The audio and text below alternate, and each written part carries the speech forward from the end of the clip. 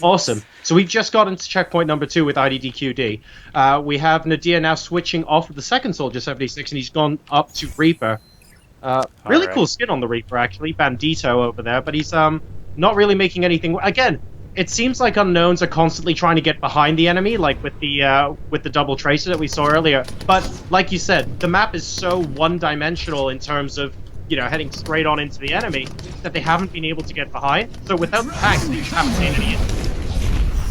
Okay, so I am loaded into the game now. I see the Earthshatter coming down from Cocco and actually taking out Nadir on the defense, but it looks like Nbrgivup, Pluppie, and InternetHulk were all taken out. This beta is sometimes amusing. We had some invisible characters running around, but now everyone is actually loaded, and we have a good view of everything going on again. So apologies once again. We did miss a solid 2 or 3 minutes there of the offense for IDDQD, but it looks like they are pressing forward very strongly right here. I'm going to just edit my sound, turn the game sounds down a bit, as I can tell they are a bit too high, and that should be good to go now. And again, the big, I mean, we now actually see a little bit more of a coherent push coming out of Unknowns. They're more or less stood together, and they're trying to push as one. They're having some success against IDDQD, managing to take down 3 of them, and crucially, supports in Zenyatta and Lucio both go down, so they're going to have to move back. But this is the first victory we've seen them have, and again, this is the first victory we've seen from them where they haven't been able to push forward without that tank figure. So I wonder if this is going to give them the incentive to stay with their current comp, or to maybe, for example, get a Reinhardt up on the payload to try and push them back and buy themselves a little bit of space. Yeah, so far, I mean, obviously they pushed very swiftly to get to this point. They've just regrouped now IDDQD all together here, and I was talking about the kind of death ball composition. You can see Zenyatta popping his Transcendence just to be able to get them a little bit more ground here.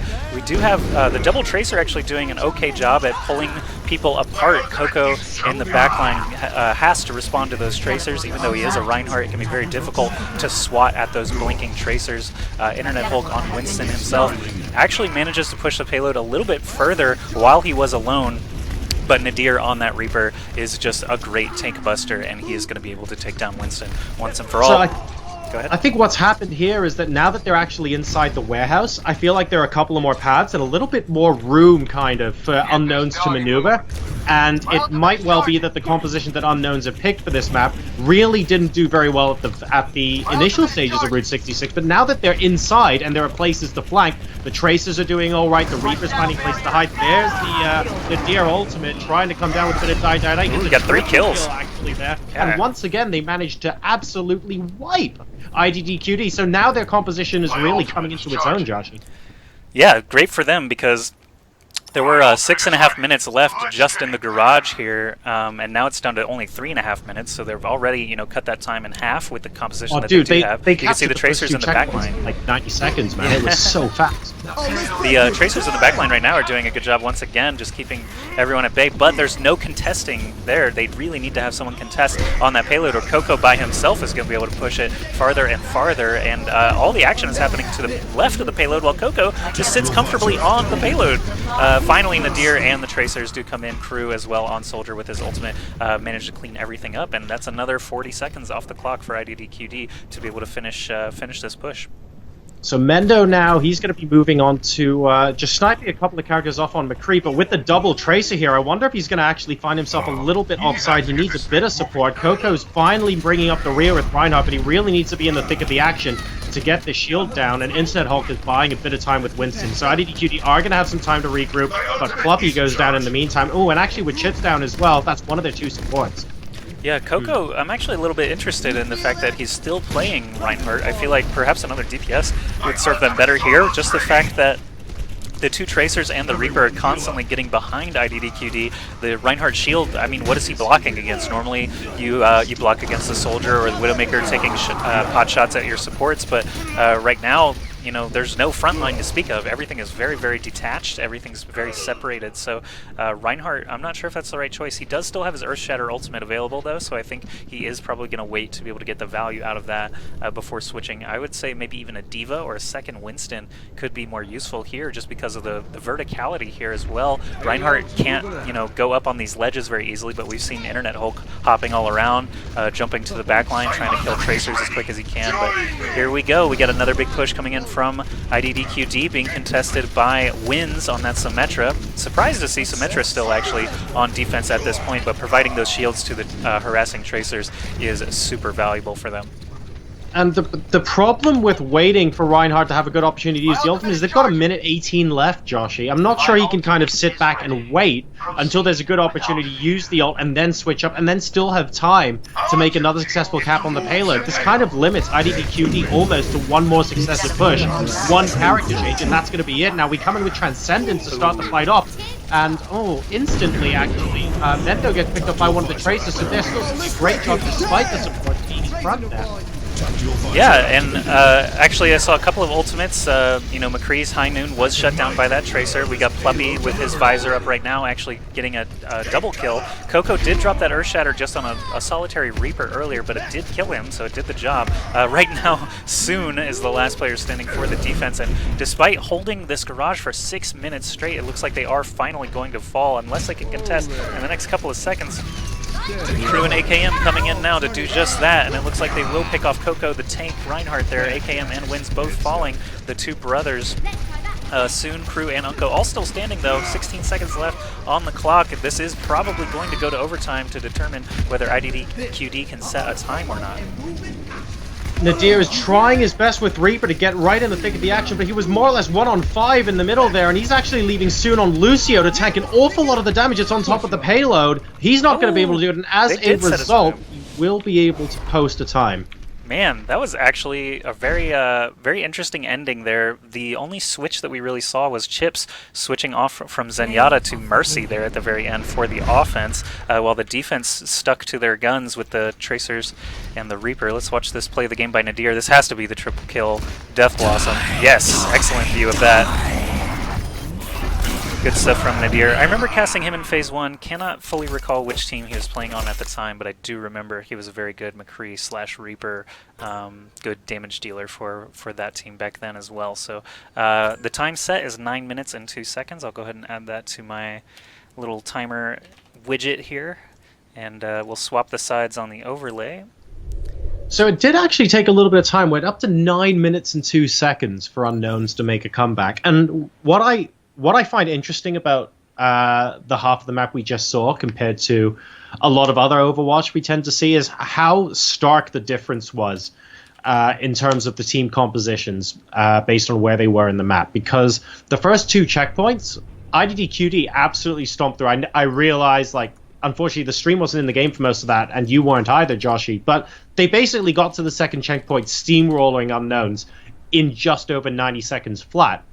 Neither team changed their compositions, and almost like a switch, as soon as they got into the warehouse, as soon as those Tracers had room to maneuver, as soon as Reaper had places to hide, Unknown started stomping all over IDDQD, and you saw how long they actually stalled them in that last checkpoint. Yeah, great stuff there, actually. If only they had put up a stronger fight in the beginning where I was crashed out of the game and we couldn't actually see anything. If only they had stopped them, contested a little bit longer. They're like, quit, Josh, he's not watching. Yeah. Don't reveal our secrets. They may have actually prevented them from taking the whole thing. But here we go. We've got the sides are swapped. Let me start my timer as the time ticks down here. Oh, no, they've still got 60 seconds, all right, to prepare their defenses. Chips on Zen, Nbrgivup on Mercy, no Lucio this time around, InternetHulk on Symmetra. So triple support, 2 damage dealers, Pluppie and Mendo, not using Genji and Tracer again. This is a kind of a more narrow payload push here at the start, so it's less likely that you're going to see the flanking characters so much. Pharah Mercy is a combo that could do well here as well, though. There is a lot of open air, a lot of kind of things to hide behind for Pharah, but you know, just signs and buildings like that. But it looks like they are going for a more direct approach, more hit scan oriented with Pluppie and Mendo on Soldier and McCree. The offense, though, they are sticking with 2 Tracers thanks to the Symmetra shields. That could be viable. We'll see how they make it work.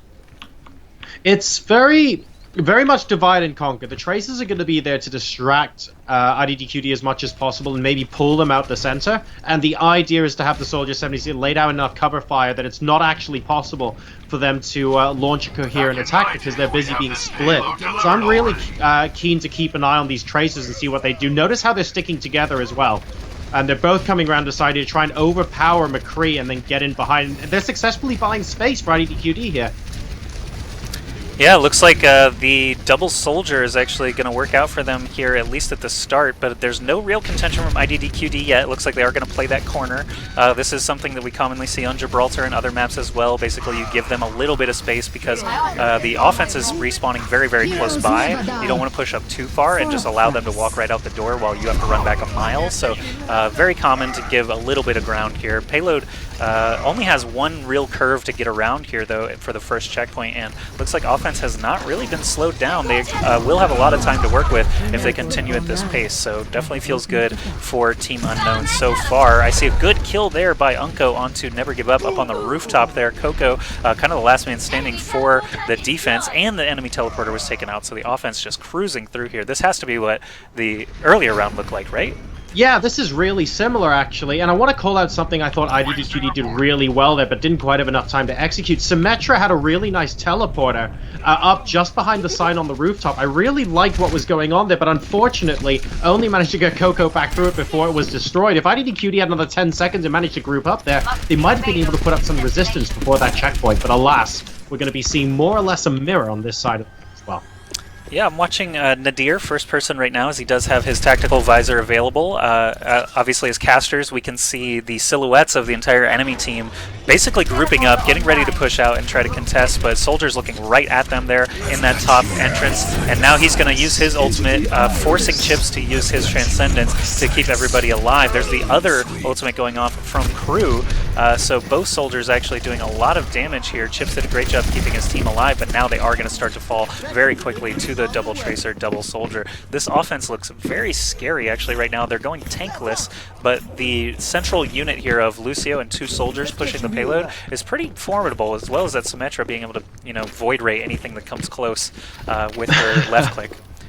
This is really, really interesting because when IDDQD were attacking, the tankless composition absolutely crumbled to them in the first couple of checkpoints, and it was only when they got into the warehouse that it started really paying dividends. It's interesting to see Unknowns on offense now, making the tankless composition continue to work for them, even in the open space. So it's something that IDDQD have to start adapting to and quick, because Unknowns are really impressing me with the way they're teaming up together right here. We have had a few character switches now. Nadir swapped from Soldier over to Reaper. Reaper's very good in these close quarters, and it looks like Reaper, he even, you know, had the foresight to know that Winstons were going to be coming out. There's double Winston right now, and one Reaper can deal with Winston very, very easily. So the payload is going to push around this first curve very easily. There's a big Mercy res from Chips on defense to get everyone right back up, but it looks like the offense is still pushing without any contesting. They're cruising right through this final straightaway here. Obviously, you know,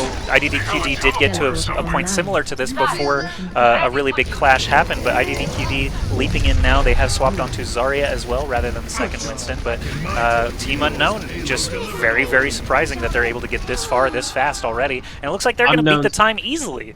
Done it. Wow. And Unknowns, ladies and gentlemen, takes the first map. I don't know what the time is, but I'm pretty sure, Josh, we don't need to check. Yeah, they have 5 minutes, 15 seconds left, so they had plenty of time remaining with the tankless composition. I love that skin, by the way. So good. That Soldier skin. Yeah, let's watch this play the game by Kryw. This is the second Soldier ult that went off after Chips had already used his Transcendence, and it looks like it did plenty of damage.